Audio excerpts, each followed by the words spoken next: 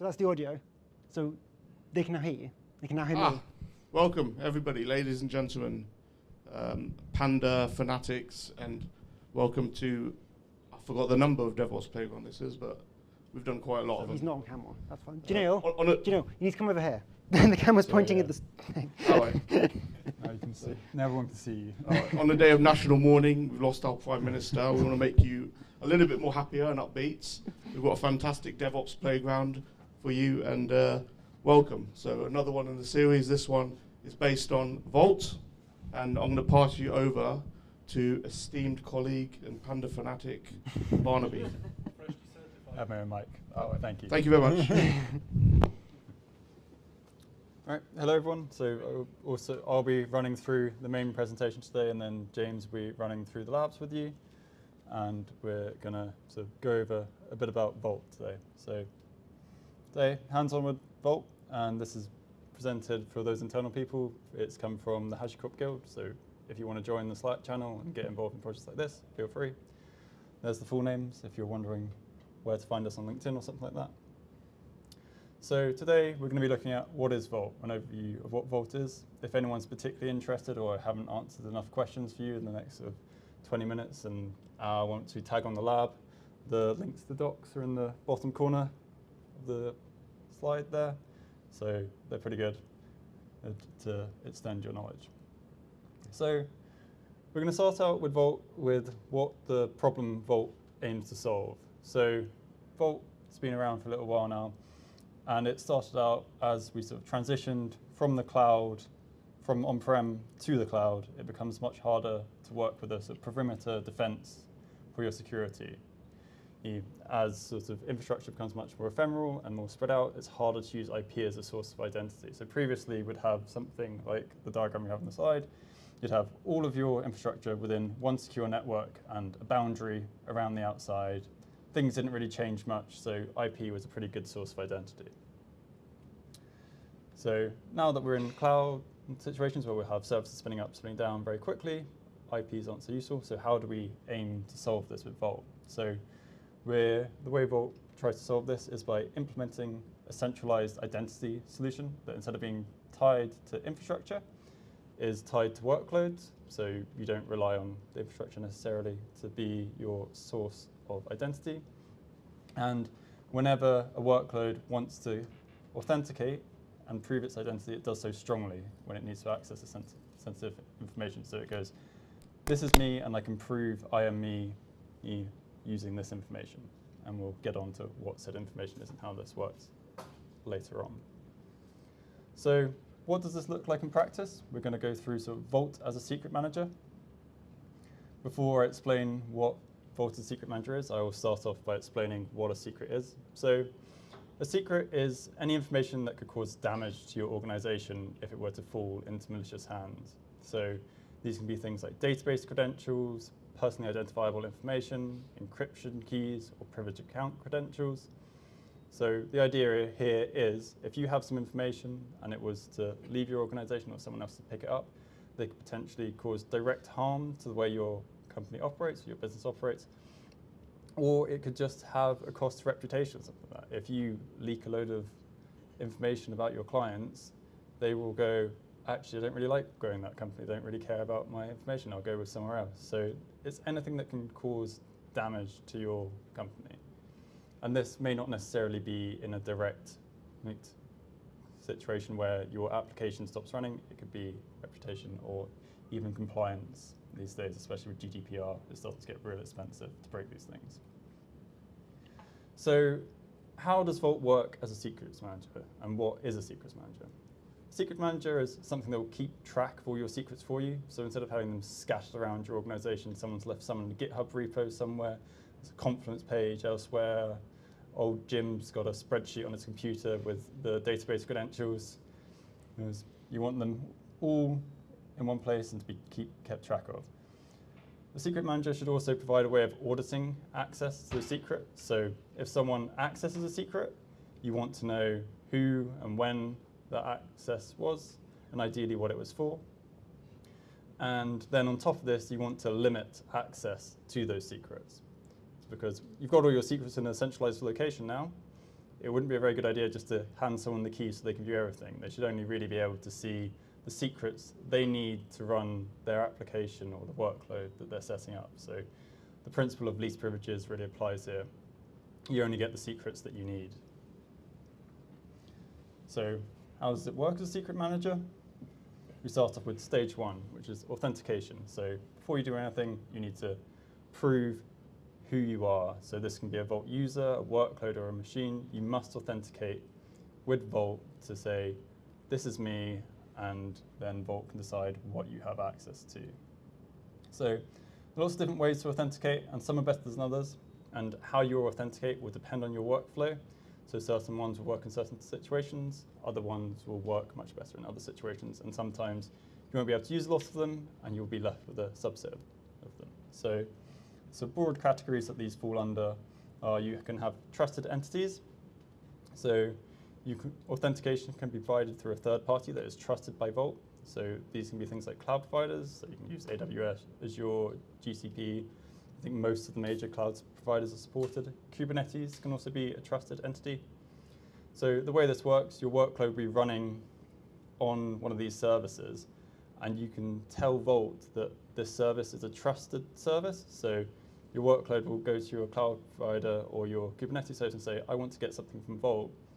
Your trusted entity will reach out to Vault and go, I have a workload that wants to access something. You know me. You can trust this workload. And Vault will go, OK, that's fine, and assign you access based on this. So you're authenticating through a third party that's trusted. The next one is identity providers. You probably already have a system in your workplace that provides you with an identity. So these can be integrated with Vault to extend your identity into Vault. So stuff like GitHub, LDAP, and Okta. So we all have some kind of account that we log in through to get access to our systems. And you can integrate this with Vault. So you will already have your groups set up, and you go, OK, I've got this group, there are admins already. I can tell Vault that we trust these people. You can get the identity from this source, which may be LDAP, and then you can map the groups to various sections of your Vault, and your identity is provided through these providers, but you will still need to authenticate with them. The third one, which is sort of, if you're left last resort, is static credentials. So this is if you don't have a trusted entity to hand or an identity provider that you can use, you can set up static credentials that you can give to a workload that can be used to authenticate. So this thing like user pass, which is a username and password. This tends to be used for human users. You have app role, which is a similar thing, but for machines. So instead of a username and password, you get a role ID and a secret ID, and you use these together to authenticate. And the last one, which you should try and avoid, is tokens, where you just give a system a token, and that token has rights to read certain things from Vault. And you want to avoid this, so you, at least with the other two, you have 2 bits that someone has to find before they can get access to your system. So now we've gone through how we can authenticate. What can we do once you've actually authenticated? So in the final slide, we had tokens. So once you authenticate with another auth method, you will be given a token. And this will be used in all of your calls to Vault that aren't authentication requests. And this token will represent your identity within the Vault system. So how you authenticate will attach an identity to you, and this will give you access to Vault. And this is all held within your token, so Vault knows who the token's for and what it should be doing. These tokens should be assigned a time to live that are proportionate to the role you're carrying out. So if you're checking something quickly that will only take a few minutes, you should ideally set it up so you authenticate, your token will be given a 5-minute time to live. Once that time to live expires, your token will automatically be rescinded and will no longer have access. Yes, and this means if you forget to check your token back in, it doesn't really matter because it will be invalid before anyone else can get a hold of it. Access granted should also be limited to the role that you need to carry out. So if you need to read secrets for a particular app, you should only be given access to that app's secrets. You shouldn't be given access to any other applications because there's no need for you to have it. And it just means if someone were to compromise that particular authentication method and that token, they would have much more access than they needed and potentially could do more damage. So how is this access limited? The answer for this is policies. So the way policies work, so Vault works on a path-based system. All of your secrets and your authentication methods are stored at subpaths within Vault, and policies allow you to limit access to certain paths. So if you have secrets at /secrets/kv, and then you have /a and /b under that, you can say for application team A, they are only allowed secret access to path A, and then for application team B, they'll be allowed secret access to path B. And these policies can be assigned either to an identity, an alias that links to that identity, or they can be given to an auth method. So anyone that comes through a particular auth method is given that policy for using that auth method. So if you have an app role method that you've set up that's tied to a particular workload, anything that authenticates through that will be given the secret access that's proportionate to that workload. You don't just have to have one policy, so policies are additive. So you'll be given sort of the sum of all the access in your policies. So if you have one policy that gives you access to path A and another policy that gives you access to path B, you'll get access to paths A and B. You can have explicit denies, but otherwise they add up. And anything that's not mentioned in the policy you won't have access to, because for all you're aware it doesn't exist. And this is roughly what a policy would look like. So we have a path secrets star, so anything under secrets we can do pretty much whatever we want with here. You can see our explicit deny here, which is our super secret, which is a subpath of secrets. So we've explicitly denied that, so that will override the access that we've given. And then we've given a limited set of capabilities to another restricted path. So we can do create, and we have a subset of parameters allowed that we can create under. So now we have access to secrets, we need to read secrets. So secrets are stored in secrets engines, and there'll be different secret engines for different types of secrets. So you have key value stores, which are probably the ones that people are most familiar with, where you will have your key and your value, and these are just stored statically and kept for you, and you access them when you need them. You have credential stores, which can store stuff like credentials for cloud accounts or privileged access accounts, maybe AD accounts. So if you want to get access to your AD account, instead of giving someone a credentials, they can go to Vault and get a credential from Vault. And the final one is in encryption engines. So this will store stuff like encryption keys. If you have a database that you're encrypting yourself, you can store your encryption keys in Vault. You can also use these engines to encrypt stuff for you and store it in separately. And then to read or write secrets, you need to make a call to the path where it lives. So you can do this either through the CLI, which is just Vault. I think you can download it through Brew, is how I normally do it. There's the API, which is what everything is built on. So just using your curl requests. And you also have a UI if you prefer to go through a GUI. So now we sort of run over the different ways that we interact with Vault and the stages going through. What are the maturity levels of Vault solution? So what does this look like in practice? So step one to implementing Vault and bringing it into your organization is static secrets. So the first step of adopting Vault should be to centralize all your static secrets. So those credentials in your Confluence file, Bob's spreadsheet, the odd thing you've left in the GitHub account, bring them all into a KV engine and store them statically in Vault. This is fairly easy to implement. You don't have that many funny quirks you need to set up, and it's a good way to start your learning path. It also is a quite easy way to reduce the attack surface for your organization, because you know where everything is and you don't have to worry necessarily about things on a Confluence page or something being left out for anyone to read. Step two is dynamic secrets, and this is where Vault generates credentials for you. So you'll have these credentials generated just in time to be used, and they shouldn't persist for longer than they are needed. So in our earlier example where you have your cloud account, where you're storing your AWS credentials, you say, I need to do something in the cloud, but you probably don't need to be in the cloud for that long, maybe half an hour, a couple of hours. So you go to Vault, I want some AWS credentials. Vault reaches out to AWS with the credentials it has. It generates you a new user and a password for that, gives that back to you, you use it for a bit, and then after a certain length of time that's defined when you set up the secrets engine, that cloud account will be demised, so the user will no longer exist and they can't do anything. So if you want something short and it's auditable and all the users are unique, so this is very useful, but it's slightly more complicated than just having static secrets. You have to set up access to cloud accounts or databases, whatever you were generating these credentials for. The final step is rotation of credentials. So automatically rotate sensitive information to reduce the effect of them being compromised. So the one that comes to mind most often is TLS certificates.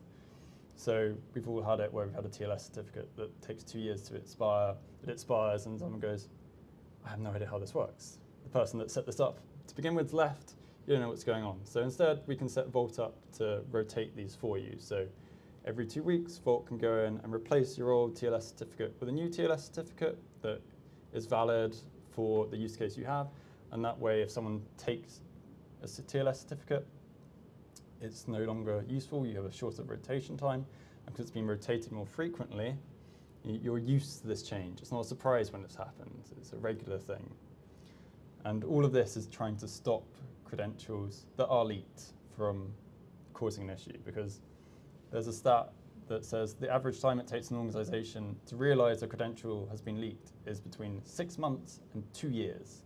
So if someone grabs a credential that's valid indefinitely, they have a lot of time before you probably notice. So if your credential expires after 2 weeks, it will probably be invalid before you realize that someone has actually got hand of it that shouldn't.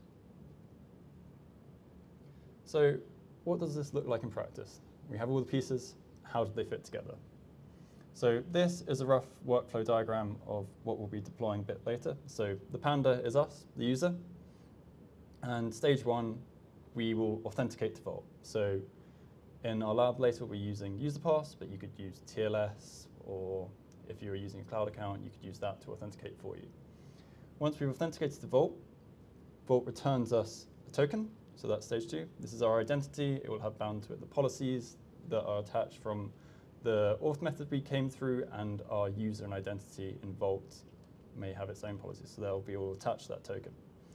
Now we have this token, we can make calls to Vault to actually get information out of it that we may wish to use elsewhere. So we'll call Vault, and in this case, we want credentials for a messaging queue, which would be RabbitMQ. So we will reach out, Vault then goes and reaches out to RabbitMQ and goes, hey, I have a request to create a user to use your service, and RabbitMQ will return a temporary user with a username and password to Vault, which then hands it back to us, the user.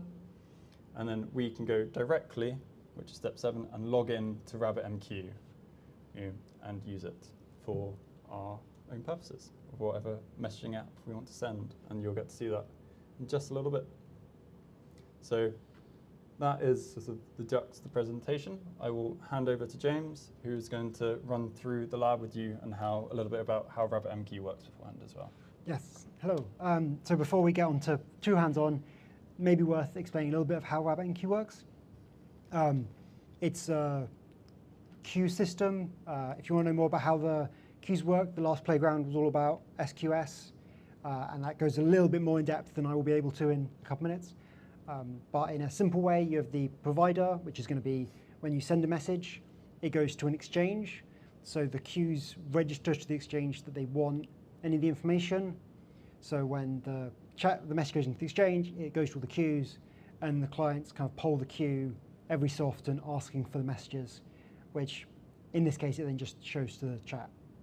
The RabbitMQ website has a lot more information about how this stuff works. And then, yeah, next slide. This is the policy system. When we actually implement this later on, it's a bit difficult to read, so I thought it'd be a good thing to show about it here.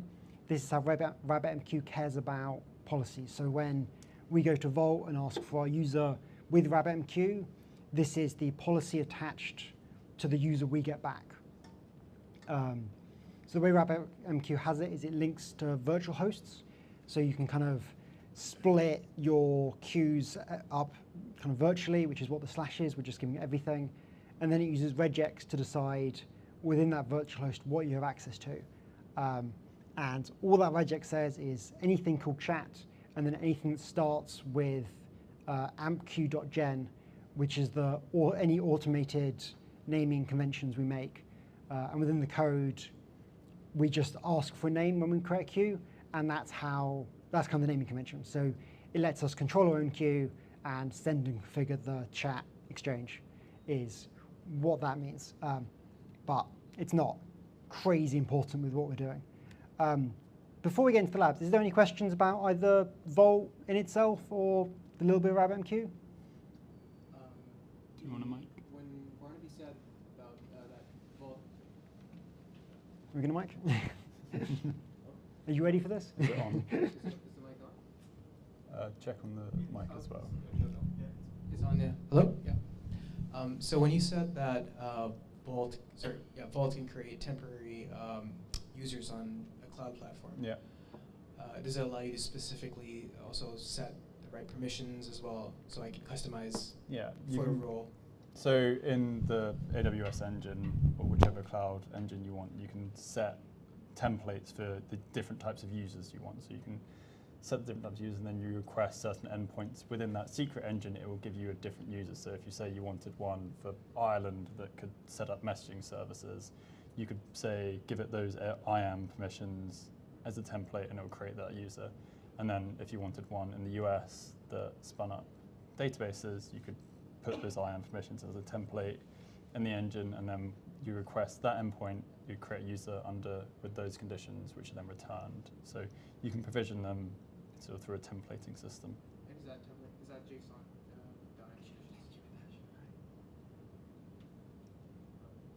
Is that just regular JSON? For the permissions? So in terms of the template language, the syntax, I'm not exactly sure. I haven't worked directly with the AWS engine, so I'm not sure on what those syntaxes are. I know for like SQL, one it is just an SQL language, so it would probably be in the same language you provision it through. So we're doing the same with RabbitMQ. We tell RabbitMQ the policy we want to attach the new user we're creating, and the RabbitMQ, that's JSON, which is why I showed the policy, because we're using the API calls. It's JSON in a bash command, so you have to escape all the double quotes. But yeah, I believe AWS is just JSON.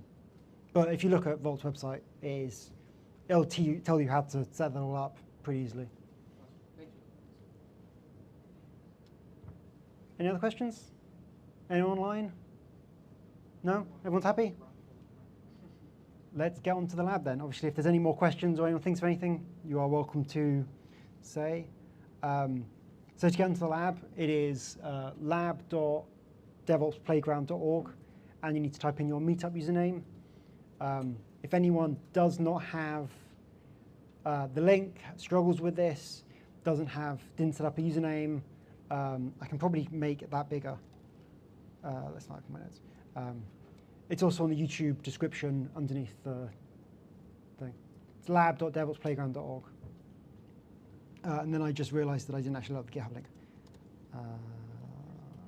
That one. It's lab.devopsplayground.org. I think we need to print sheets of paper with that.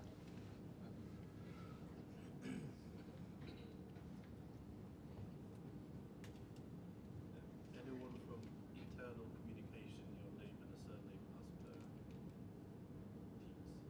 Teams? Yeah, any internal people that are watching online, it's your team's name. External people, it's your meetup username. It's all very confusing. And if you signed up on Teams, then it's just your name on Teams. Your name and a surname, case sensitive. If you don't have one, our helpful support team can get you set up and make sure you're logged in. This is always the hardest part of the playground. That's very true. Yeah. And there's also the GitHub link, which is the DevOps Playground. If you want the README yourself, I will have it up and be going through it. But it's the DevOps Playground GitHub, and then hands-on with HashiCorp Vault, which should be the top link. All this stuff is in the YouTube description for people online. And I'm just going to try and split these up in a way that makes them a little bit easier to see. Ooh, Spotify's open. Oh, that's easy to see. All right, so once you've got the lab environment open, you'll see we have, let's zoom this in a little bit. So we have some URLs. You should have a Panda name with 8000, which is an ID, which is a WETI terminal. So this, nope, that's the IDE. It's the WETI, the one that says terminal is the terminal. Yeah, so there's an IDE at :8000, and then there's a WETI terminal at WETI, and then you've got a password, which we just type in. If you use the terminal inside the IDE, is it fundamentally the same? No, you will not be able to access Vault from the terminal inside. Also, I do need two tabs. You do need two tabs. And the assumption being you're going to want to look at the Vault UI, so you're probably going to need more than two tabs. I'm sorry if your laptop struggles to do multiple tabs. I don't know, the Google Chrome resources are just... OK, is anybody stuck at this step? Can I keep going? Yeah, raise your hands if you're stuck, because I'm going to start going and just start working through the README. So within the terminal, if we go into work directory and then hands-on with HashiCorp Vault, these are all the files we're going to use for today. We have a doc compose file. You look confused. You okay? So within these files, you have a doc compose file. We're going to run that. That is going to spin up Vault in dev mode. So if I just cat the doc compose file. Yep. Wow, I cannot spell. Docker compose. So this is what the compose file is going to do. So we're just going to run the Vault server in dev mode, and we're going to specify a root token. Normally, you wouldn't do this. There is a level of like, none of this is production ready. But this means I can just give you the commands in the future that you can type in, which will make it easier. And then we're just spinning up RabbitMQ. By default, RabbitMQ will just spin up and be happy, which is quite nice. So the first thing we're going to do is we're going to run Docker. So there is a Docker compose up-f, Docker compose up-d will spin up Vault, will spin up Rabbit, and it'll all go into the background so we can continue using the terminal. If you miss the -d bit, you can just open another terminal. As long as you have this terminal open, everything should be happy. And that should go. OK. When that is up, we should have Vault running. So if you take your URL and then in another tab, paste the URL and then go :8200, you should see Vault. We should get the nice Vault screen. You should have an option to put in a token. The token we created earlier. Are you already stuck? What part have you missed? Well, we have got to the LS part just before you Yep. So you need to get into the, so you should see all the files. Do you want me to, I'll go and help. Yeah. So you should be in the work directory with hands-on with HashiCorp Vault. And then you go docker-compose up -d. Yeah, that looks good. Missed the D. It's the old style compose. Docker-compose, yes.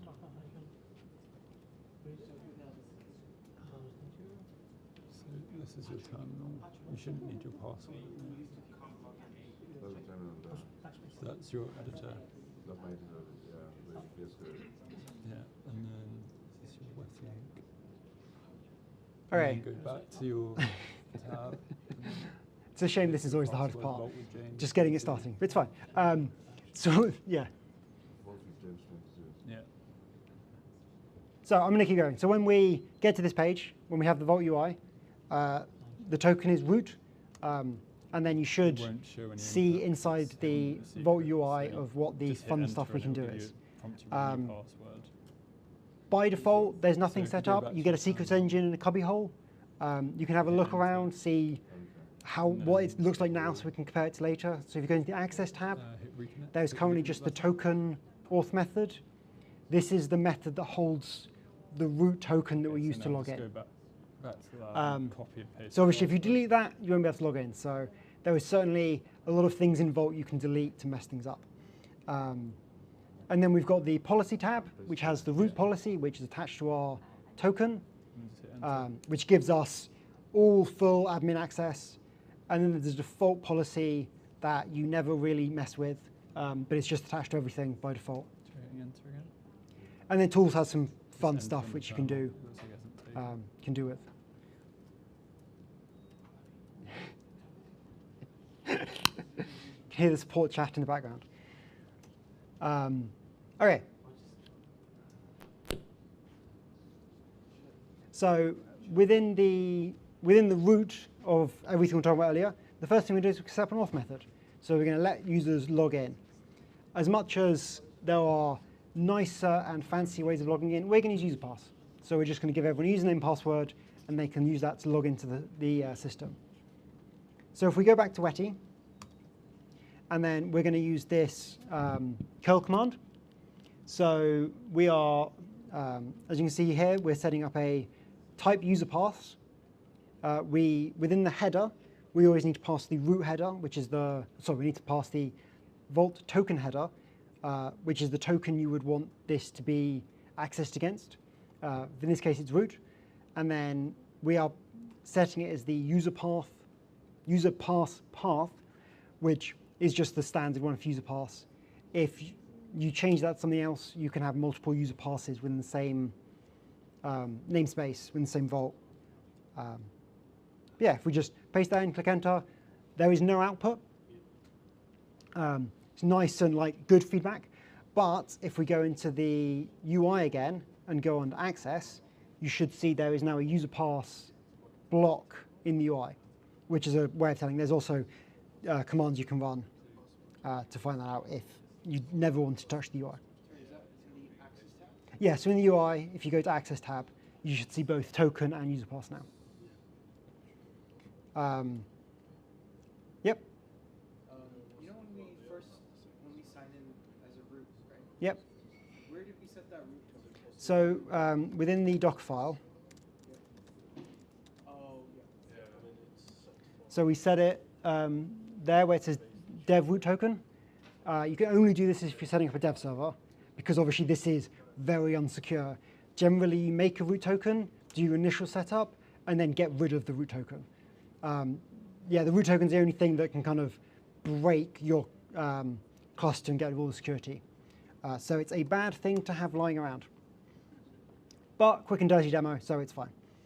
So the next thing we're going to do is we're going to create a policy that will let the users, once they've logged in, have access to the secret engine that we'll make later.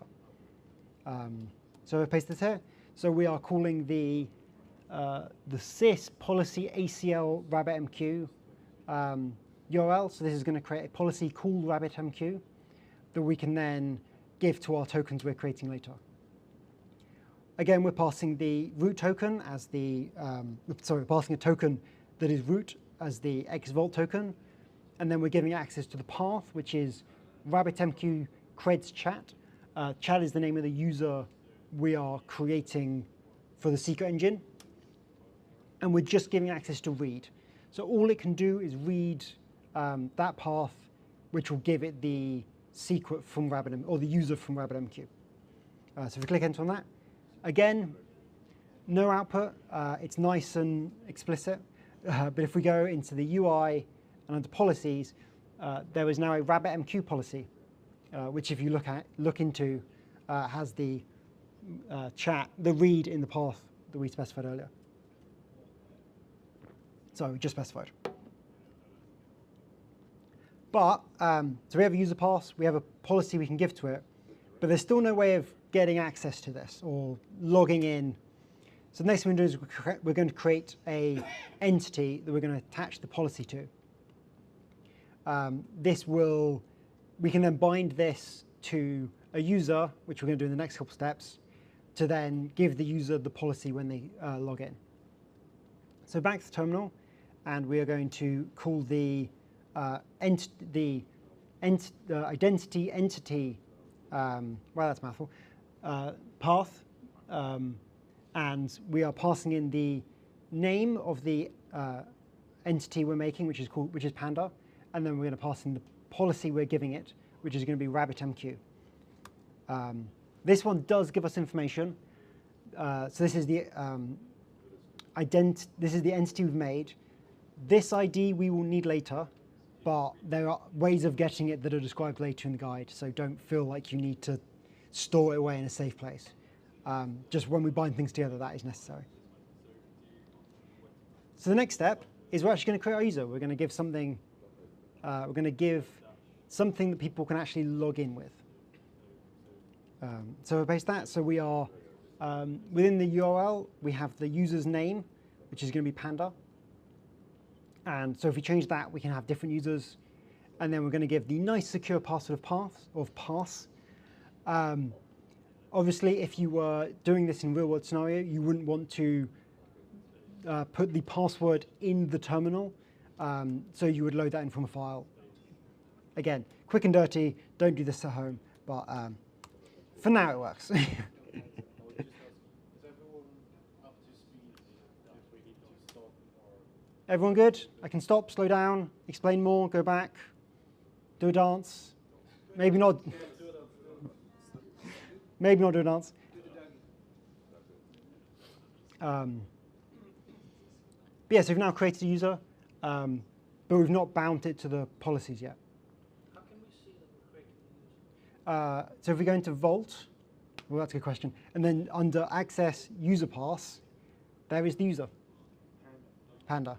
And you can see, if you click into it again, you can see a lot of information about token lengths, how long it's been used for, and I believe policies, if it had any policies attached to it.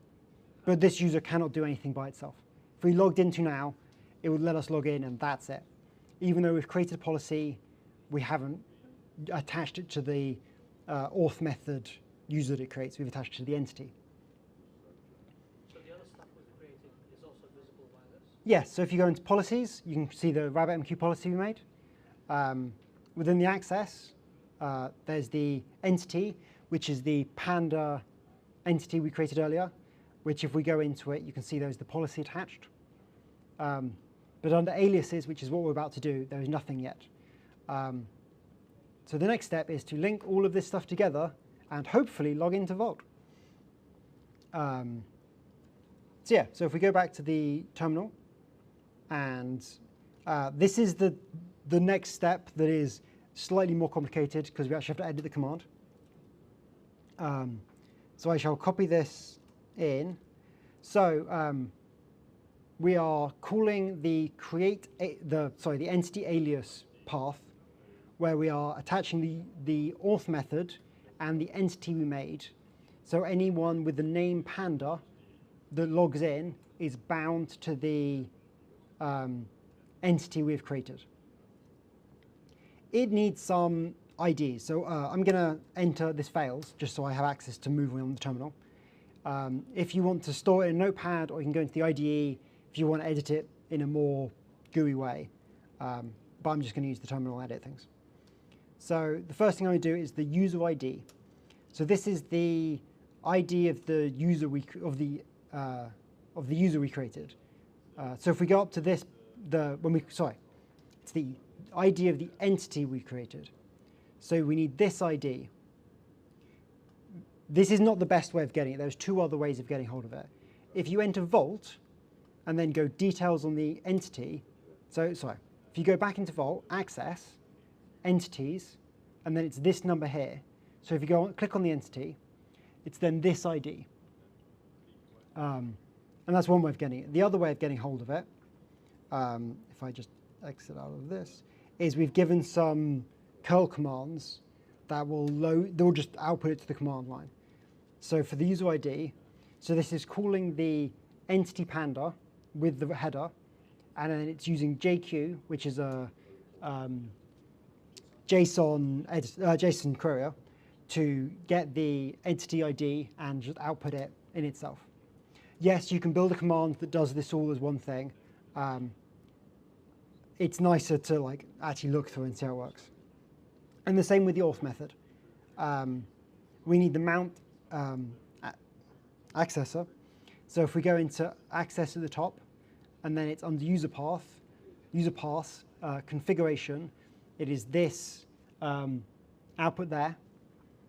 Or again, there is a nice handy, I'm just going to clear the screen, and then I'm going to run the user one again, and then there's a nice accessor one, and then it gives me the user path underscore some numbers, and then the ID one. Yours will be different. Don't copy mine. Type in the commands. Or look on the UI. The commands are in the README if you're struggling to find them. So, canonical ID is the ID. Yes. And then the mount accessor is the second one. And wrapped in quotes, right? Yes.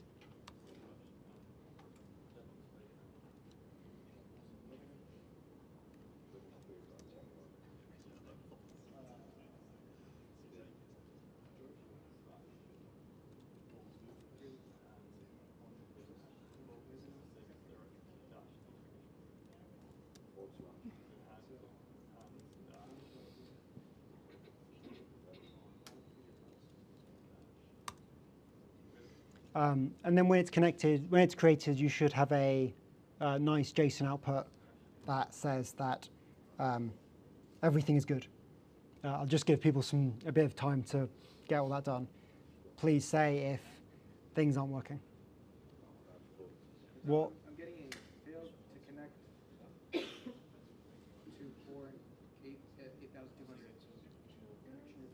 Is Vault running? Yeah, random compose, .compose. OK, are you in the IDE terminal or WETI?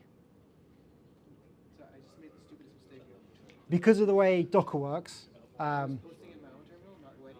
Editing it there. And then well, you can, if you wanted to, you can SSH directly from your personal terminal. I just forgot I was meant to this one.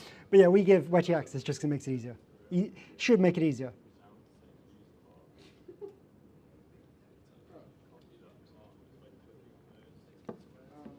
Okay, now I'm getting no such file or directory. No such file or directory. But you're making a curl request. Yes. Oh, my bad. I don't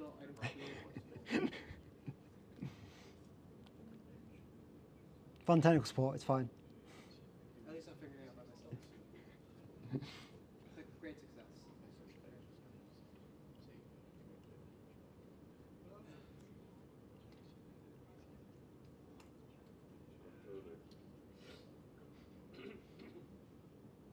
I don't know if it's successful yet. It'll output something like that.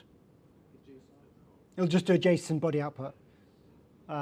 And if you want to double check, if you go into the UI and then click Entities, and then click Panda, and then Aliases, you should see a block there that is what's linked everything together. You can also do all this stuff by the UI, but where's the fun in that?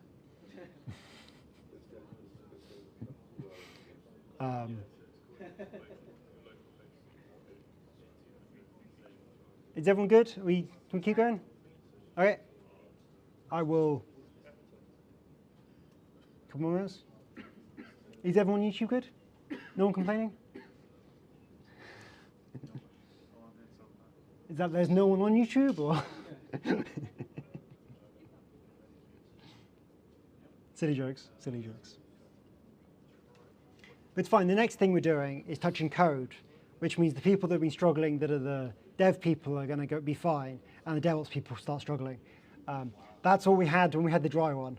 There was a nice split as soon as we went from CLI into Go code. I shouldn't be mean to the devs. They're important. Thank you. What time we get to This is a good time if you haven't got the IDE open. I mean, you can use Vim. Nothing's stopping you from using Vim. It is your URL:8000 is the IDE. The next thing we're doing is we're going to link the, we're going to copy and paste in some Go code that will actually do the logging in for us. So we can prove that it all logs in and works.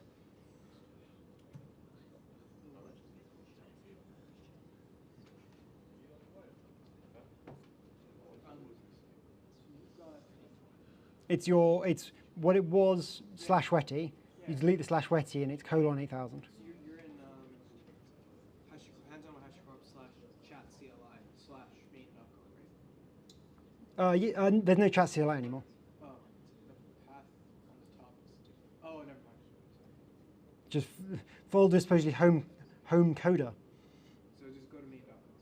Yeah, just main.go is where we're going to add all the code. All right, I'm going to keep going, Rabbit. I think I'm going to keep going. So if you go into your IDE, like I said, which is your Panda name, and then colon 8000, and then on the left, if this isn't open, you want project hands-on with HashiCorp, and then it's your main.go. If you're interested in the Rabbit stuff, please have a read. It's not particularly well written. I'm not an expert in Rabbit. RabbitMQ, I just thought it was an interesting use case for Vault. But there is all the code if you want to have a play. So within the main code, we've got some basic data structs. We're using Go. So to deserialize the information we get back from Vault, we just need to define some structs. So the ones we're caring about this at the moment are user pass and auth. They both return far more information than that, but this is the information we care about, so I'm just pulling that out. And then later on, RabbitMQ returns a data block, and within that, the username password, which is what we're pulling out. So if we just replace all the imports, so if we just copy the import block and replace line 3 to 5, so we have all the imports like so, and then under the go to get token, go token, we can just delete that comment, paste in all the code, and this is the code that Go is running to get the token. You can run it now. I'm just going to quickly go through it, I think, to try and explain what this messy code says. So we have the Vault URL, yeah, this is obviously the Vault's where we're talking to Vault. This is localhost colon 820. You could do funnypanda.devopsplayground.org and it would work. And then hard coding the user. If you want this to be a more useful application in the future, you would maybe ask the user for their username and password and not just hard code it into this file. So yeah, we've got the username. Yep. You want your application to have a user prompt, like they enter something? Yeah, you can have it. The first thing the application does when it starts is go, what's your username, what's your password? Or if you wanted to do one of the crazier auth methods, you could go, this knows what box you're on. So like what server you're connected to, it uses that to log in. And then, I don't know, if say this was a support, you log into a Unix box and it's like, oh, I don't know, something's going wrong, please support help me. You could connect via the box and have that as like the support knows who you are because of that information. But for now, nice and simple. So because we're logging in, this is a post request. If you're reading information, it's normally GET requests.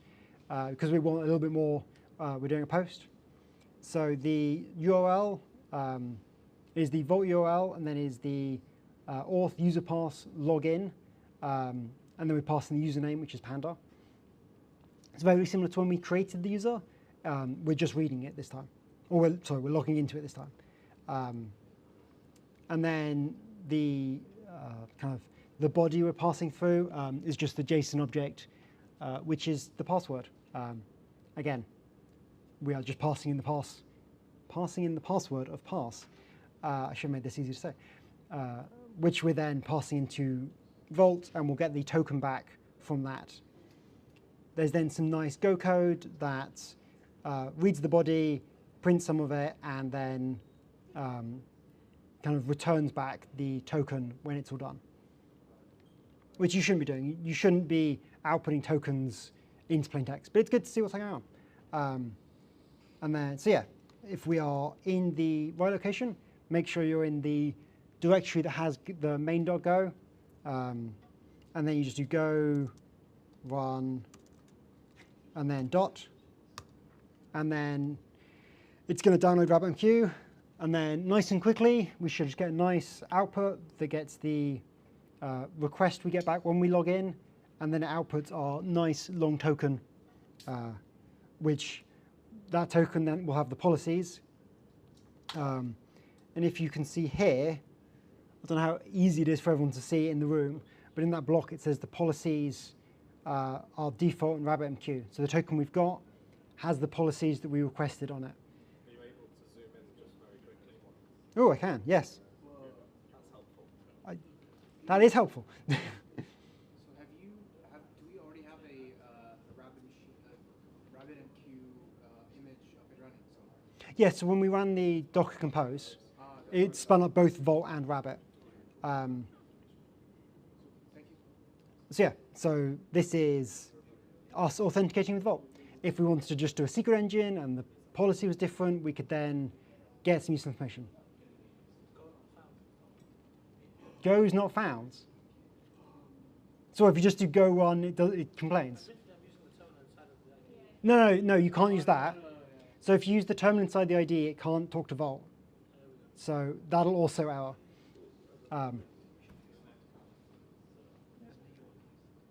So currently it's because the ID is within a Docker container, because we're lazy and it's just very quick to spin up. If we put everything, You could have written the networking in the compose file to make it. except that the Vault is a compose file and the other stuff is just pure Docker. Yeah. So yes, this can all connect to each other.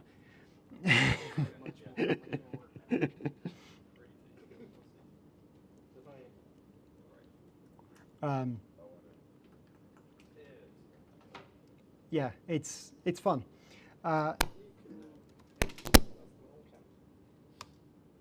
It's your phone. Okay, so the next step is now we've got a user, we can log into a user, we've provenly logged into a user because we've got a token. Let's create a secret engine. So let's create the connection from Vault to Rabbit so we can get our auth token. I feel that this is going to be maybe faster than people were expecting, but it'll be fine. It means we've got plenty of time to do what we want. So, same as before, we are going to a nice path. We are going to the mount RabbitMQ. So we are creating a secret engine that is going to be at the path RabbitMQ. If you wanted to change that, so you want multiple RabbitMQ servers configured by one Vault, you can just change that name and then make sure your policies reflect that name change.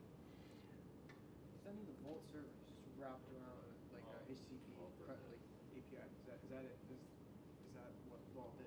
Just Yeah, so around HTTP. so Vault sees one of the good I suppose diagrams of Vault is it's an encryption boundary.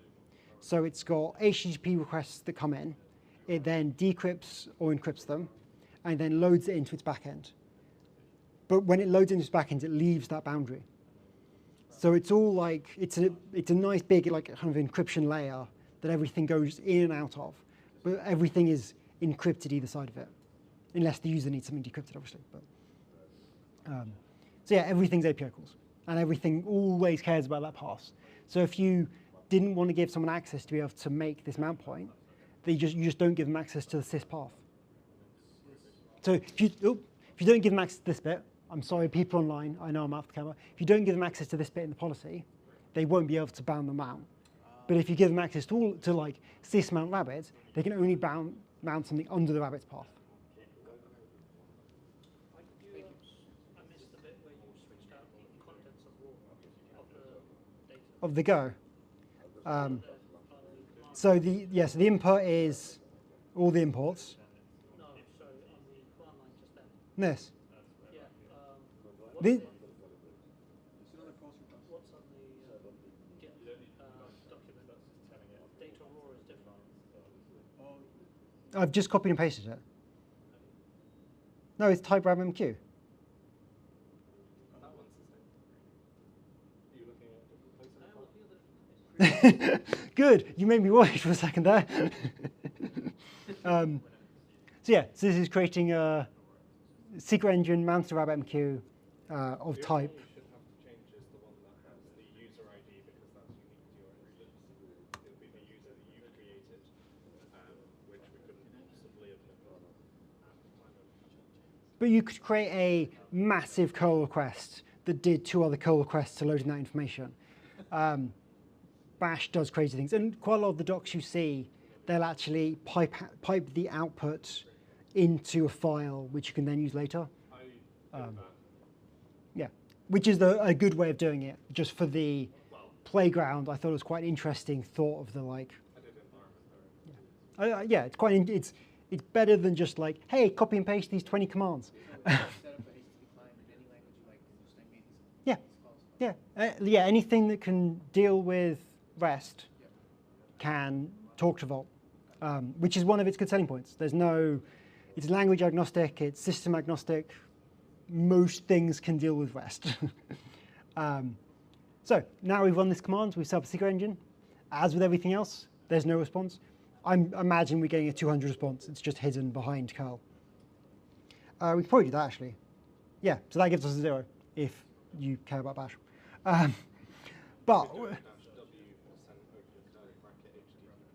oh, I'm sure there's so many things I could have done. So if I go back to Vault and click Secrets, we now have a nice rabbit icon. In back to Vault and then Secrets, we have a nice rabbit icon with RabbitMQ. Annoyingly, this is as far as we can get with RabbitMQ on the UI. You cannot set it up via the UI. You cannot get any secrets from it via the UI, which is a shame. Hopefully, this is one of those things they extend, and it's just people don't use it that much. Is that where you'd need like a full secrets engine and not just? Yeah, so if I go into Secret, you have all this information, and database 1 doing sub-credentials via it. But RabbitMQ you have to set up via the API or CLI. Talking of setting it up, this is the next step. So this is the RabbitMQ. So we're getting to RabbitMQ secret engine. It's a config path, and then we're changing the connection information. This is the connect Vault and Rabbit stuff? Yeah, this is going to connect Vault and Rabbit together. Weird things, as you can see in the connection URL, which is the path Vault calls to talk to Rabbit. It says Rabbit there. So this is because we are using Docker Compose, and that is the name of the Rabbit service. So Docker Compose does an internal DNS between all its systems you build within the same file, and this is a way to connect between them. If this was all run outside of containers, this could just be localhost. I'm pretty sure this also could just be funnypanda.devilsplayground.org, and you'll just root back in. And then, yeah, port number is 1. Specified in our Docker Compose. Yeah, so if I go back to Docker Compose, you can see it's got the Rabbit name. Right, and then that's mapping it. Yeah, and then Docker Compose just wraps services to the Rabbit name, to the wraps DNS to the service name. And then RabbitMQ is so nice and secure that by default it has an admin user with the username guest and password of guest, which, sure, it's useful for our use case. So if why is that not closed? Oh, I didn't have a curly bracket. Yeah, what's the question from the internet? Where can you see the token request? Yeah, The token request. token request in the Vault GUI. Is there a log? So the logs within Vault. So if we go to access and we go lease, sorry, the question was how can we see Vault access logs for tokens? I believe that was the question. If that was wrong, please do say, and I can answer it more concisely. Do you want me to pass it to, I was gonna walk behind before the you guys screen and I throw a realised microphone across the thing? Okay. So Vault has audit logs that you can pipe out to Splunk, local files. It's got a full kind of like audit system. That's not set up for a dev instance. All that audit stuff, there's no easy way of us seeing by default now. If you're setting up a production cluster, you would get all this information, you'd save it to a file, you can output it to Splunk, Grafana, all the standard logging systems, you can output the files to. But just as Is it possible to integrate it with like something like CloudWatch? yeah, there must be a way of doing CloudWatch. And if not, it outputs a log file of which other things can pick up.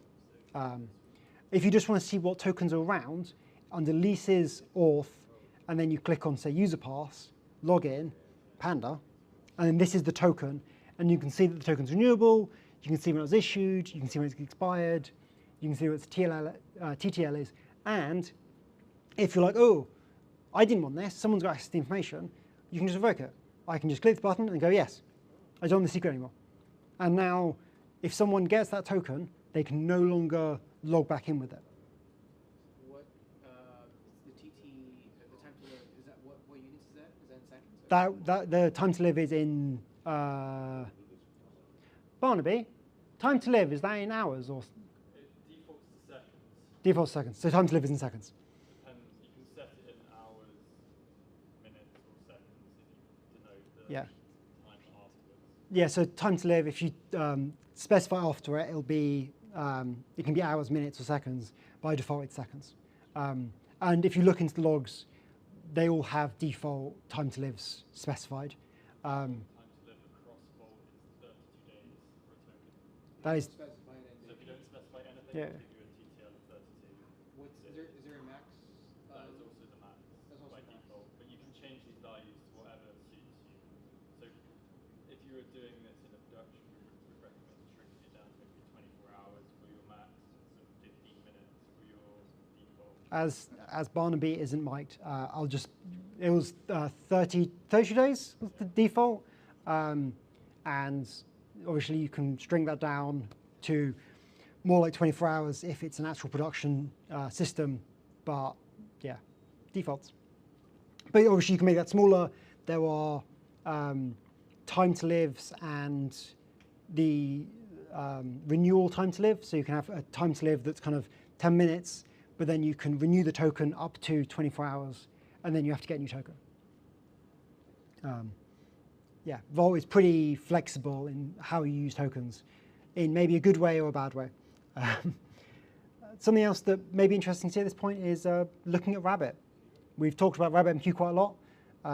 So if I take this, if I go into another tab, and we go the same domain, and then if I get the port for Rabbit, which is on my other tab, which is 15672.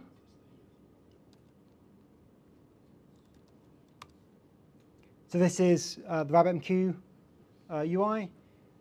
If I just copy guest in, because I can't spell. So RabbitMQ gives you a lot of information and a lot of flexibility, but admin is the main place we're sitting because with Vault. And when we create a user in the future, we should see this list get extended with all the other users or the other user we're creating. But every time you run the application, it'll create a new user. Because there's no, if you were doing this correctly, when you finish the application, you would clean up the user. So it would create very short-lived users just throughout the chat app. What do you mean create an application? You mean the Go? The Go app, when you run the Go app, it creates a new user. And every time you run it, it'll create another user. And what you would want to do is defer at the end of the application a call to Vault that destroys the user. So let's create a Rabbit role. So this is the role that when you ask Vault for credentials from RabbitMQ, this is the role that will be attached to that username password within Rabbit. This is the same as the picture I showed earlier, just in a JSON format that's quite hard to read in the curl format. It's that one there, if you're wondering. Yeah. Create rabbit roll. And then you click enter. There is no output. I don't even think there's a way of seeing this within the UI because the rabbit secret is grayed out. But you can use the CLI commands to get it if you wanted to see what the roles were and how it all worked. And the last thing we have to do, I'm very aware that Peter's probably not going to be here for another 20 minutes, but the last thing we have to do is within the Go code, add the information to call rabbit. So let's make this get smaller. Question. Yep. You have to wait a sec for it to turn on and connect. It's not the fastest of systems. Okay, so there's a question from Edmund. After go run, rabbit starts, etc. Then what? README seems to stop. Yeah, so then you can start typing. So once you have got to the end of here and click go run, your application works and you can type and it will send a message. And I'll show you that in a bit once I have talked through this block of Go code. If you're able to wait, hopefully not too long while I go through this. Yeah, so we are creating a client, and then we're creating an HTTP client. We're then doing a new request. This is just a GET request. We're not giving any information. We're just asking for some information back. So we're going to the v1 RabbitMQ creds chat. So this is the role we've just made. It's called chat. We make the request. We set the header to the token. And then we send it through client.do. It then reads it all. And then sends the username and password to the code that then runs Rabbit. Yeah, there's not much to this code. Go has a lot of boilerplate stuff, but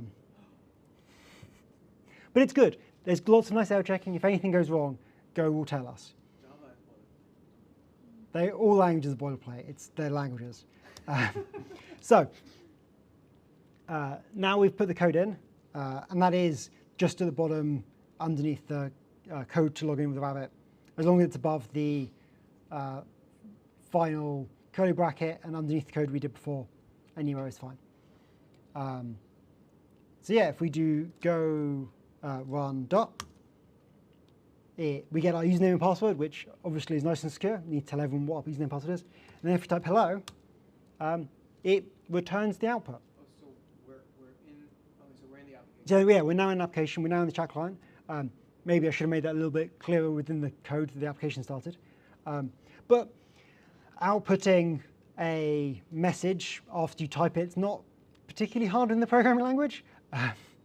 But if we copy and make another terminal, and I remember what the password is,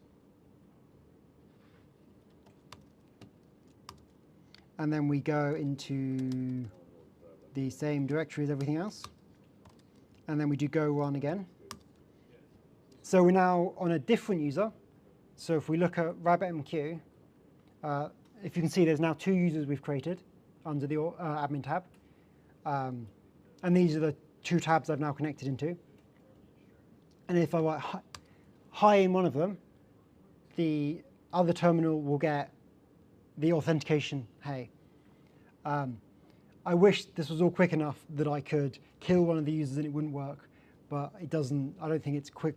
When you terminate the token, it doesn't immediately kill the Vault server, the RabbitMQ service, which is maybe an issue within how RabbitMQ works. But.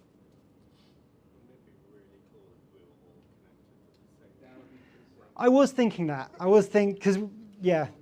So if we had a central Vault store and a central RabbitMQ that we all connected to, you could then talk to it.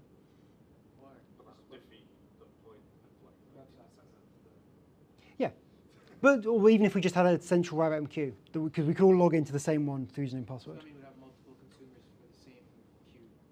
Yeah. So the way that the PowerPoint shows it. There's a good diagram. So you could have each of us with one of these. I realize I'm now walking off the camera. I'm sorry, Mr. Cameraman. So we'll each one of these, and we all have our own queue.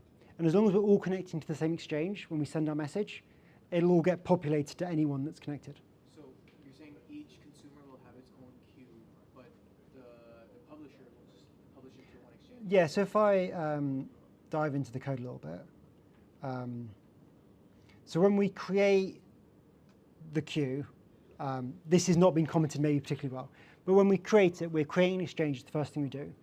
RabbitMQ is item potent, so if multiple people create a queue with the same name, it'll just connect to the same exchange.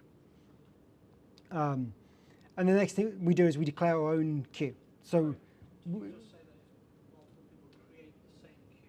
create the same exchange, or the same anything with the same name, it'll just bind to the same one. Okay, so it doesn't override or do anything. No.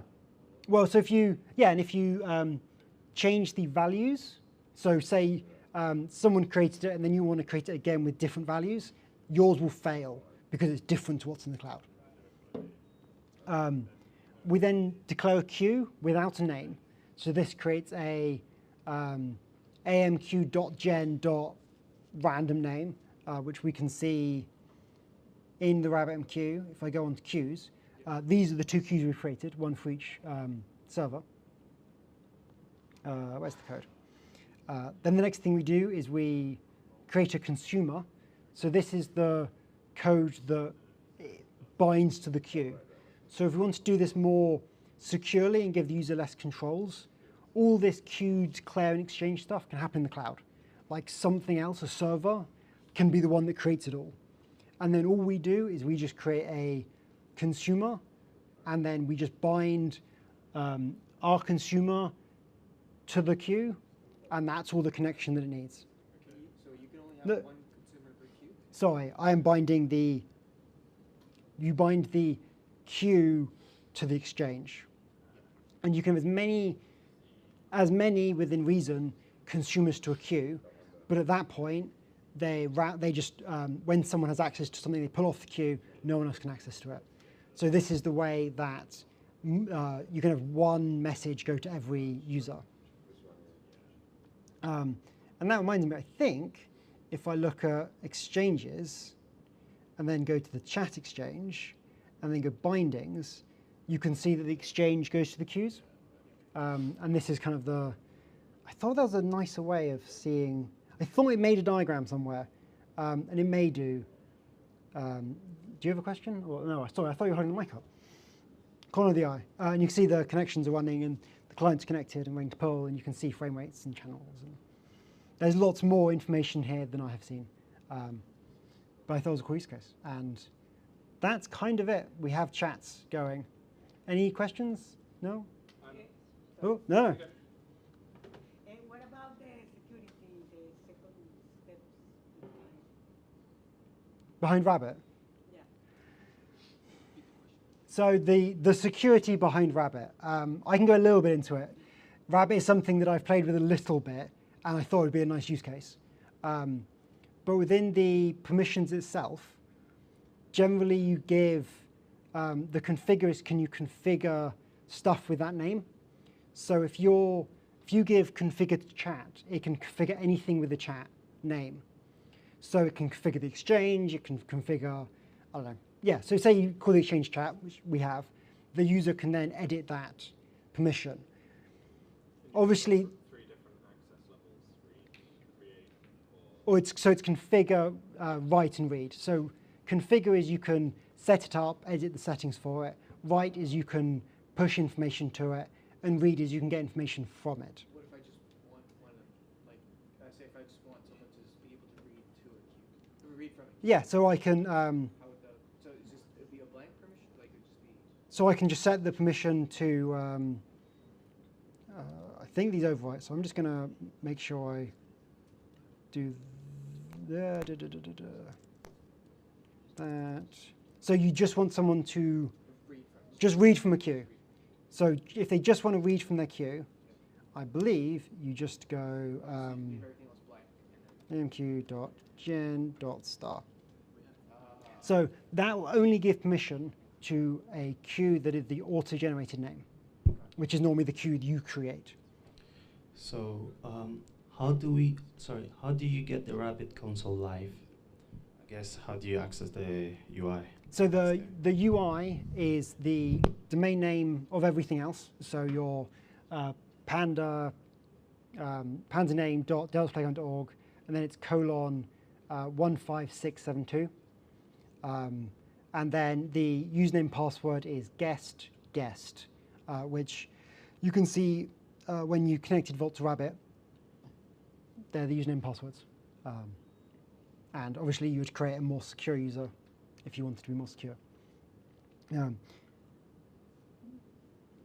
if I was, say, I had a new member, a new engineer join a team, and they were like only there temporarily, and I wanted to give them access to RabbitMQ. So again, is that going to go via Vault? Going to generate them certain credentials so that they can log into this portal? Or is that completely different, separate? Yeah. So the question is, you have a new engineer starting. How would you give them access to this? So if you wanted to do it through the RabbitMQ way, the Vault way, which is obviously nice and secure, we have the create secret engine. You have the entity, which would be quite nice because if you create an entity for them and you bind all their permissions to that, then anything that they use to log into, so say GitHub, this username pass, LDAP, they can have all of them log into the same system, have the same permissions. So where it says name Panda, you would change that to whatever that actual name is. And then you create the user, this is the username password, user pass stuff. And then you do the linking again. And that would then connect it all together. And you know when the RabbitMQ UI prompted us for like a username and password, would Yep. So if I the same password of Vault, that would be send Vault, right? yep. So if I log out and then do this nice secure thing that it gave me, so I have a username password right here. Yep. So if I copy in the username, and then I remember which tab I went back to, and then copy in the password, fingers crossed, this will let me log in. And as you can see, I don't have user management permissions on this user. Very cool. So I can create. So this user can create the queues. Well, actually, no. All they can do is depending on which one I edited. All they can do is read the auto-generated queues, but don't have any more access. So you can lock it down quite a lot with those policies you can create, and you can create as many. You can create 23,000 policies per Vault cluster. Actually, that's the Vault policies. I don't know how many RabbitMQ policies you can create per that. But the policies aren't saved in RabbitMQ. They're saved in Vault. So you can have quite fine-grained systems within that. And just to, I assume, right, assuming that's 32, was it 34, 32 days? That's max. 32 days is maximum time to live for these. They'll have to refresh, have to get I have to get a new token, yeah. I hope that answered your security question. I feel we sidetracked a little bit. I think Hope so. Okay, so we have another question. What's up? How does Vault compare to other secret management solutions, i.e. CyberArk or even cloud-native solutions like AWS Secrets Manager? That's a really interesting question. So I have not delved too much into the land of secret security. Compare it with AWS Secret Manager, which is just static credentials. All, I may be wrong, but all AWS and most of the cloud providers' secret stores are just key value stores. You tell it the key, it gives you the static. Vault lets you do all the dynamic secrets. So you can do it'll give you database credentials, it'll give you stuff like Vault, like we've done here, and it can do auto rotation and those sort of things. CyberArk, I have heard of. I have heard people complain about it, but with enterprise level solutions, it is being provisioned and managed badly as the way it's been, the reason why people are complaining at it. So I don't, do you know anything about CyberArk? I don't know that much about CyberArk, but something that's also worth mentioning here is with the cloud managed solutions, you can integrate Vault with them to use them as backends. So if you want to use both, you can use both.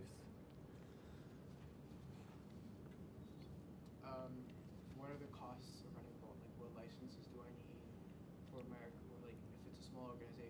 So this is free. So Vault, there's two versions of Vault. There's Vault Enterprise, and there's Vault, the version we've been running today. If you're a small enterprise that is happy with one namespace, so namespaces are logical separations of the Vault cluster. So the likelihood is you can't get from one namespace to another easily. If at all, can you get from?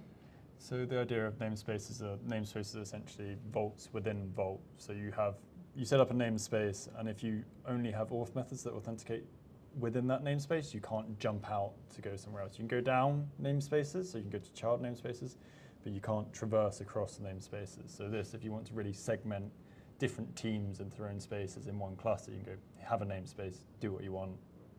And that has a cost to it. Yeah, but if you're a small company, you don't need that. Some of the other like enterprise level disaster recovery, things like auto snapshotting is a thing that you have to pay for. But if you're a small company with a few secrets and you're happy to do some manual work, it is just the hardware cost of running it. And so if I was a larger organization, and you said it costs per cluster, so how much would that cost exactly? So I don't know the licensing costs exactly. It depends as well where you deploy it, because you can deploy enterprise on-prem, or you can also use HashiCorp Cloud Platform Vault, and that the pricing is slightly different between those. So on the cloud platform, you get charged per entity. I think it's clients in your cluster. So that cost will go up the more people you have authenticating with it and the more it's used. Whereas the enterprise one, you'll be charged per cluster, but you need to talk with HashiCorp directly to figure out what the licensing costs would be. But Enterprise Vault is quite expensive as it goes. But the free one, if you're a smaller company, does pretty much everything you need to do. And even if you have a few teams working on it, you can segment them from each other using Vault policies. But you just need to do a little bit more on the administration side to make sure that separation is there. So with the enterprise one, it's kind of give space, leave them to it if you want, and they're kind of segmented and boxed off for you. That's the main reason you go to enterprise, along with the automatic recovery stuff, which is useful, but you can, again, if you know what you're doing, you can set up jobs that will run snapshots for you and do that kind of stuff if you know what you're doing. But enterprise just makes sort of running at scale considerably easier. More managed, which is more managed. Yeah, it's more managed, so they do more for you, so you have to configure less of actually running it. And then the next abstraction away is running it in the cloud, where they provision all the infrastructure for you as well. Is that HashiCorp? HCP. Which, if you're a small company and you just want it to go and you want namespaces, that is how HCP is. I played with it a little bit, and that does give you the enterprise features. It's not crazy expensive if there's just like 10, 20 people that want to use it. It seemed pretty reasonable, and then you have to manage spinning clusters up, and normally the recommended is like 3 to 5 Vault clusters, and then if you're using console, you need 5 console clusters behind that. So just like server costs at a production level get quite expensive. So if you want disaster recovery, so if one AZ goes down, you need all of that in a different AZ. So yeah, it gets, just the server costs get quite expensive, even for licenses. Not that that's a reason not to use it.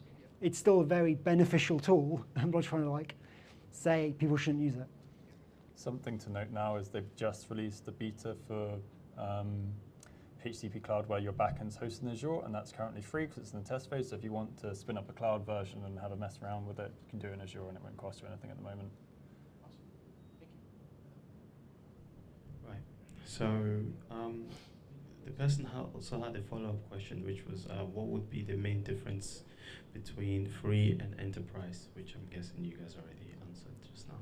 Yeah, there's also, in the HashiCorp docs, they do go into what is the enterprise features you can get. So okay. The docs are normally pretty good on all the HashiCorp products. So then there's another question, which is in regards to setting up AWS with Vault, as in using that in an organization to be able to sign up. I mean, like for users to be able to log in using Vault with the temporary credentials that Vault generates. How easy is that to like set up for like multiple users that have different groups? The thing you need here is you'll need an AWS credential or access that you give to Vault that has the permissions to create all the users in the different groups that you want them to. So you can either have one big user and do all your little templates in the AWS engine, or if you want it to be more segmented, you can have multiple AWS secret engines mounted, which may be for different accounts, which will then segment it further. So the main parts are having your sort of super user that Vault uses to manage users into AWS, and then it's how detailed you want to go in your templates for the user permissions, really. And there's more details again in the docs on what these templates will look like. But it is as easy as just like secrets, new engine, AWS, and then you just enable it. And then you can create roles, you can configure it, and then there's a way of putting your access secret key, and then you can just kind of go, yeah, let's have an AWS role, and you just type in the policy. Like it is, Vault is very quick to use if you know what you're doing. Is that an editor? Like I can Yeah, you can just type. JSON right there. Oh, wow. Yeah, it's all the ones that are supported by the UI. They are very easy to do everything. That's pretty cool. I think the answer is yes. I was thinking about the interfaces with legacy systems in mainframe. Yeah. Security. I think the answer is yes. So this is where your sort of static credentials come in more with your stuff like app role and user pass. So you can provide those credentials to those systems that you use. Another thing that you would likely have on a legacy system is TLS. Works quite well for this. So if you have TLS certificates set up on those systems for authenticating elsewhere, you can put the parent certificate into Vault, and then they can authenticate through TLS if you don't necessarily want to store static credentials directly on it. I know it's still kind of a static credential because it's a certificate, but you have the chain of trust and it's easier to track what's going on. So there are ways to do it. They'll be less secure than sort of the trusted entities and the sort of identity providers, but you can integrate it, and that sort of support is there. Vault also has the ability to make your own secret engines and your own auth methods. So if one isn't supported and it has an API or some way for it to be called, you can always just build your own. Someone probably has already done it, but where there's a will, there's a way. So like if I'm looking to host Vault in my own infrastructure, what kind of instance do I need to sort of set aside for this? Or what size are we looking at? So that's the size of the instances we need for Vault. And yeah, and what kind of like, yeah, exactly. What size are we looking at? Do you know what the specs of Vault are? I don't know what the specs are. I was looking at the limits of what Vault can handle today, but it didn't mention the size. It depends, again, on how big your cluster is going to go. But if you want high availability, if you want at least 3 servers, if you're using console as backend, you have 3 Vault servers, 5 console servers. You can use, if you want to use Vault's integrated storage, which is now the recommended way to do it, you need 5 separate servers to run it. Because that will allow you to have a failure of 2 servers, and the service will still be up. So you'll need it. If you're doing it in high availability, it's at least 5. If you're doing it as a single instance, which is obviously if it gets knocked over, you lose it. You need less, but I don't know the exact. I think there's a point where it depends on how much traffic you're putting through Vault. Depends on how big the server is. We're looking through the docs, and I've just recently passed my Vault Associate, so I've looked through them recently. I couldn't see anything that was like, here is the recommended size. I think it is just like, scale it to your use case. It's a lot more about the amount of clusters than the size of each individual cluster, because it is just API requests, basic cryptographic, well, it's API requests, cryptographic processes, and then more API requests either end. So. And you said console as a backend. So you can use console as a backend or the integrated storage within Vault as the backend. So old architecture that was recommended before Vault had integrated storage, you had to provide it with a backend to store, and for high availability that was console, but now you can use, I think it's Raft that's in the Vault binary now that you can use as an integrated storage, and you don't have to provision extra storage elsewhere. In the enterprise edition, you were saying that the committage of Vault, tokens only last for 2 days or something. Now, in the enterprise edition, is it extended? So Our tokens, our time to live in the next enterprise edition extended.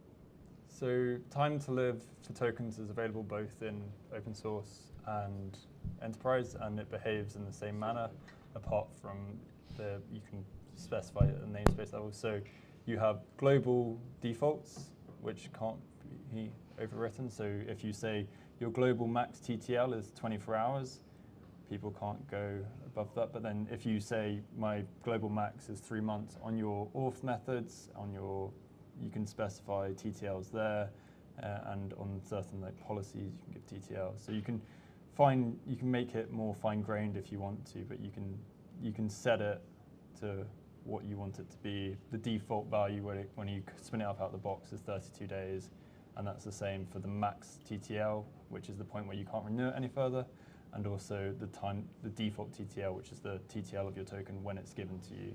So the suggestion is you generally want your default TTL to be less than your max TTL, because if you're running a job that you don't really know how long it takes, you can always renew the token. So if you say it might take between 15 minutes and 3 hours, if you give it a token that lasts 15 minutes and just have a background process that every 15 minutes goes, hey, we're still doing something, and your process will go, yes, it goes, okay, I'll renew this token, you can continue using it, and then when it finishes, it will expire, instead of just giving it an 8-hour token automatically.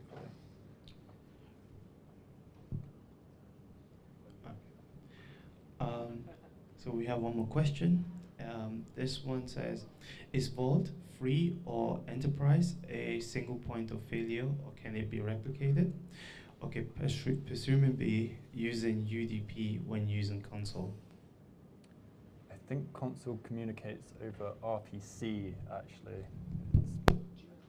which is a slightly different protocol, which I don't know the ins and outs of all too well. But it communicates over the HTTP ports. And I believe you can set up high availability in open source. You just have to do a little bit more of the legwork. I don't think that's exclusive to enterprise, but double check the docs on this. It will give you all of the different bits that the Vault expert in the corner is saying you can set up high availability in the free version. It's just the backends, I think, are a bit different, what you can get in free. Any more? Any more? Pizza's arrived, so shall we? Don't know whether we're allowed to go get pizza yet, but let's call it. Thank you all for watching our Vault Rabbit thing. People online, make sure you subscribe, comment, click the like button. There's a bell you can do something with. Like and subscribe. Like, subscribe, smash a like button, smash a bell, smash all the things. It's fine. Not dislikes. Sponsored by NordVPN. No, sponsored by Global Logic. We've got the swag. And we're always hiring. I don't know if anyone heard that online. You killed it yet? No, we're still alive. This is the awkward, waiting for the tech person to kill it. He's looking for the right button. Now I know what you guys feel when I'm that side of this. It's just yeah, kill it when you want. I'm just gonna keep talking. Come in person next time.